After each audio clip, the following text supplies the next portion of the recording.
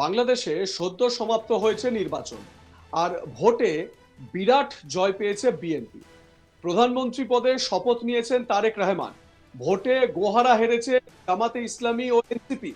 আর এই পরাজয় যেন মেনে নিতে পারছেন না জামাতে ইসলামী ও এনসিপি নেতৃত্ব। আর সে কারণেই ভোটে পরাজয়ের পর থেকেই বিভিন্ন ভিত্তিহীন কথা শোনা যাচ্ছে তাদের মুখে। এবার আরো এক ভিত্তিহীন কথা উঠে এলো, আর সেই কথা বলেছেন এনসিপির আহ্বায়ক নাহিদ ইসলাম। এক সাংবাদিক বৈঠকে বক্তব্য রাখার সময় নাহিদ ইসলাম বলেন, আমরা আশঙ্কা করছি নির্বাচনে ভারত, আওয়ামী লীগ ও বিএনপির মধ্যে যোগসাজশ হয়েছে। ভাবুন, একটা দলের নেতা হয়ে কতটা ভিত্তিহীন কথা বলছেন তিনি। কেউ কেউ মনে করছেন ভোটের পরাজয়ের পরে মনে হচ্ছে জামাতে ইসলামী ও এনসিপির নেতাদের মানসিক ভারসাম্য পুরোপুরি নষ্ট হয়ে গেছে, আর সেই কারণেই হয়তো এমন ভুলভাল কথা আওড়ে চলেছে। শুনে নেওয়া যাক নাহিদ ইসলাম এ প্রসঙ্গে কি বলেছেন, শুনুন। আশঙ্কা করছি যে এই নির্বাচনে এরকম একটা যোগসাজশ হয়েছে ভারত, আওয়ামী লীগ এবং বিএনপির মধ্যে। বিশেষত বিগত সময়ে আমরা মাজার ভাঙচুর দেখেছি। যারা এই ঘটনার সাথে জড়িত ছিল তাদেরকে যাতে বিচারের আওতায় আনা হয়। আওয়ামী লীগের কার্যালয় খুলে দেওয়া হচ্ছে এবং মিডিয়াগুলোতেও কিছু কিছু মিডিয়া সেটাকে ব্যাপকভাবে প্রচার করছে, এমন ভাবে যেন উৎসাহ দেওয়া হচ্ছে। আওয়ামী লীগ কিন্তু কার্যত এবং আইনত নিষিদ্ধ একটি সংগঠন এবং তার বিচার প্রক্রিয়া চলমান আছে। ফলে এই বিচার প্রক্রিয়া চলমান অবস্থায় আওয়ামী লীগের কার্যক্রম সম্পূর্ণরূপে নিষিদ্ধ। মিডিয়া সেটা প্রচার করতে পারে না, প্রশাসন কোনোভাবেই সেটাকে প্রশ্রয় দিতে পারে না। এই যে আওয়ামী লীগের কার্যালয়গুলো খোলা হচ্ছে এবং আওয়ামী লীগকে প্রশ্রয় দেওয়া হচ্ছে, আমরা মনে করি না এটা অটোমেটিক ভাবে হচ্ছে। এটা অবশ্যই এই নতুন সরকারের প্রশাসনের এবং সরকারি দলের প্রশ্রয়ে এটা হচ্ছে। তাদের কাছ থেকে গ্রিন সিগন্যাল ছাড়া আওয়ামী লীগ এটা করার সুযোগ বা সাহস পেত না। গত 1.5 বছর কিন্তু প্রশাসন অনেক জায়গায় ব্যর্থ হলেও জনগণ কিন্তু প্রতিরোধ করেছে। রাজনৈতিক ফ্যাসিবাদ বিরোধী রাজনৈতিক কর্মীরা সেটা প্রতিরোধ করেছে। ফলে আমরা আশঙ্কা করছি যে এই নির্বাচনে এরকম একটা যোগসাজশ হয়েছে ভারত, আওয়ামী লীগ এবং বিএনপির মধ্যে। এবং আওয়ামী লীগের পুরো ভোট ব্যাংকটাকে বিএনপি নিজের দিকে নেওয়ার চেষ্টা করেছে। বিএনপির, এটা আমরা আগেও বলেছি, এটা নতুন কোনো কথা না। বিএনপির বিভিন্ন বক্তব্যে, তার মঞ্চে জয় বাংলা স্লোগান দেওয়া, আওয়ামী লীগের লোকদেরকে পুনর্বাসন করা, আমরা আসামিদেরকে নিজের দলে ভিড়ানো, এই চেষ্টা কিন্তু স্থানীয় পর্যায়ে হয়েছে। কিন্তু এইটা যদি এখন আওয়ামী লীগ সেটার বিনিময়ে, এই ভোট ব্যাংকের বিনিময়ে যদি আওয়ামী লীগের রাজনীতিকে পুনর্বাসনের চেষ্টা করা হয়, তাদের কার্যক্রমকে সুযোগ করে দেওয়া হয়, তাহলে তা কঠোরভাবে প্রতিহত করা হবে। এই সরকারের প্রতি আহ্বান জানাচ্ছি, আমাদের প্রথম আহ্বান থাকবে যে দ্রুত সময়ের মধ্যেই সংবিধান সংস্কার পরিষদ, সরকারি দলের প্রতি আহ্বান থাকবে সংবিধান সংস্কার পরিষদের সদস্য হিসেবে শপথ গ্রহণ করে জাতীয় সংসদ এবং সংস্কার পরিষদ সভার সংবিধান সংস্কার পরিষদের প্রথম অধিবেশন ডাকার জন্য, এবং আইনের শাসন যাতে নিশ্চিত হয়, পুলিশ যাতে দলীয়করণ না হয়।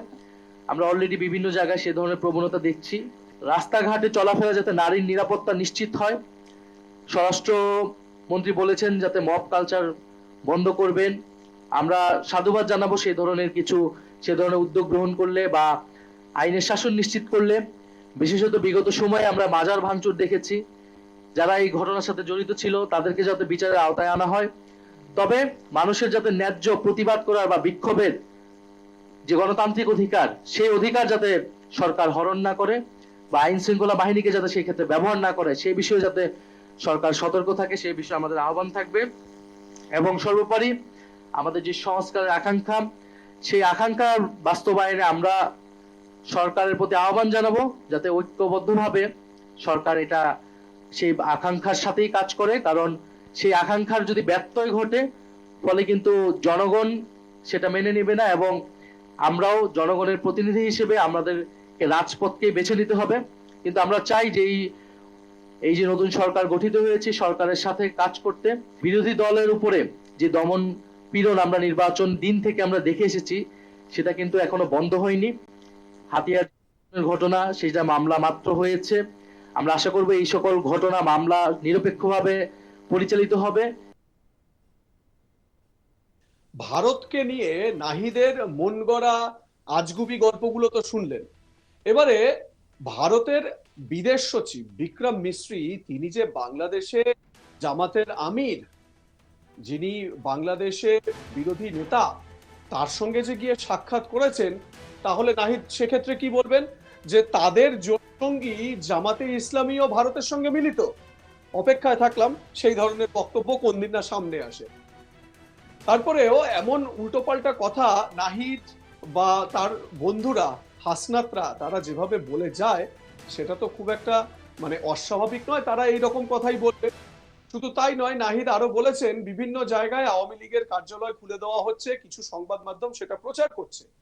আওয়ামী লীগ আইনত নিষিদ্ধ একটি সংগঠন, তার বিচার প্রক্রিয়া চলমান আছে। বিচার প্রক্রিয়া চলমান অবস্থায় সংবাদ মাধ্যমে সেটা প্রচার করতে পারে না। নাহিদ ইসলাম আরো কি কি বলেছেন একটু শুনুন। নির্বাচনে এরকম একটা যোগসাজগ হয়েছে ভারত, আওয়ামী লীগ এবং বিএনপির মধ্যে। বিশেষত বিগত সময়ে আমরা মাজার ভাঙচুর দেখেছি। যারা এই ঘটনার সাথে জড়িত ছিল তাদেরকে যাতে বিচারের আওতায় আনা হয়, আওয়ামী লীগের কার্যালয় খুলে দেওয়া হচ্ছে এবং মিডিয়াগুলোতেও কিছু কিছু মিডিয়া সেটাকে ব্যাপকভাবে প্রচার করছে, এমন ভাবে যেন উৎসাহ দেওয়া হচ্ছে।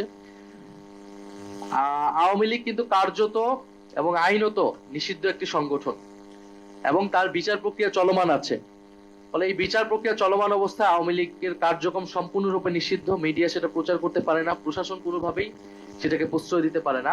এই যে আওয়ামী লীগের কার্যালয়গুলো খোলা হচ্ছে এবং আওয়ামী লীগকে প্রশ্রয় দেওয়া হচ্ছে, আমরা মনে করি না এটা অটোমেটিক ভাবে হচ্ছে। এটা অবশ্যই এই নতুন সরকারের প্রশাসনের এবং সরকারি দলের প্রশ্রয়ে এটা হচ্ছে। তাদের কাছ থেকে গ্রিন সিগন্যাল ছাড়া আওয়ামী লীগ এটা করার সুযোগ বা সাহস পেত না। গত 1.5 বছর কিন্তু প্রশাসন অনেক জায়গায় ব্যর্থ হলেও জনগণ কিন্তু প্রতিরোধ করেছে। রাজনৈতিক ফ্যাসিবাদ বিরোধী রাজনৈতিক কর্মীরা সেটা প্রতিরোধ করেছে। ফলে আমরা আশঙ্কা করছি যে এই নির্বাচনে এরকম একটা যোগসাজগ হয়েছে ভারত, আওয়ামী লীগ এবং বিএনপির মধ্যে, এবং আওয়ামী লীগের পুরো ভোট ব্যাংকটাকে বিএনপি নিজের দিকে নেওয়ার চেষ্টা করেছে। বিএনপির, এটা আমরা আগেও বলেছি, এটা নতুন কোনো কথা না। বিএনপির বিভিন্ন বক্তব্যে তার মঞ্চে জয় বাংলা স্লোগান দেওয়া, আওয়ামী লীগের লোকদেরকে পুনর্বাসন করা, আমরা আসামিদেরকে নিজের দলে ভিড়ানো, এই চেষ্টা কিন্তু স্থানীয় পর্যায়ে হয়েছে। কিন্তু এইটা যদি এখন আওয়ামী লীগ সেটার বিনিময়ে, এই ভোট ব্যাংকের বিনিময়ে যদি আওয়ামী লীগের রাজনীতিকে পুনর্বাসনের চেষ্টা করা হয়, তাদের কার্যক্রমকে সুযোগ করে দেওয়া হয়, তাহলে তা কঠোরভাবে প্রতিহত করা হবে। এই সরকারের প্রতি আহ্বান জানাচ্ছি, আমাদের প্রথম আহ্বান থাকবে যে দ্রুত সময়ের মধ্যেই সংবিধান সংস্কার পরিষদ, সরকারি দলের প্রতি আহ্বান থাকবে সংবিধান সংস্কার পরিষদের সদস্য হিসেবে শপথ গ্রহণ করে জাতীয় সংসদ এবং সংস্কার পরিষদ সভার সংবিধান সংস্কার পরিষদের প্রথম অধিবেশন ডাকার জন্য, এবং আইনের শাসন যাতে নিশ্চিত হয়, পুলিশ যাতে দলীয়করণ না হয়। আমরা অলরেডি বিভিন্ন জায়গায় সে ধরনের প্রবণতা দেখছি। রাস্তাঘাটে চলাফেরা যাতে নারীর নিরাপত্তা নিশ্চিত হয়। স্বরাষ্ট্র মন্ত্রী বলেছেন যাতে মব কালচার বন্ধ করবেন। আপনাদের মতামত জানান, দেখতে থাকুন আজ তাক বাংলা, সাবস্ক্রাইব করুন ইউটিউব চ্যানেলটি।